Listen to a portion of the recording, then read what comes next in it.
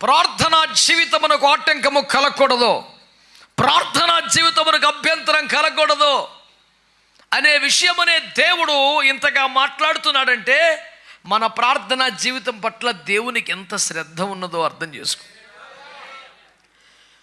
మౌనముగా ఉండు భక్తులారా, దేవుడు మీ నోర్లు తెరుచునుగాక. అయ్యో స్తోత్రం. ఒక మంచి మాట మీకు జ్ఞాపకం చేస్తాను. యోసేపు కాలములో ఫరో రాజుకు 2 కలలు వచ్చాయి కదా. ఆ కలలో మొదటి 7 బలమైన వెన్నులు వచ్చాయిట, అంటే జొన్న కంకులు, గోధుమ కంకులు లాంటివి.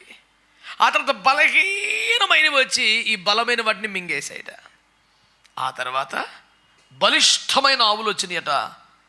ఆ తర్వాత బలహీనమైన ఆవులు వచ్చి బలిష్టమైన ఆవులు మింగేసినట్ట. రాజుగారికి పిచ్చెక్కిపోయి ఇదేంటి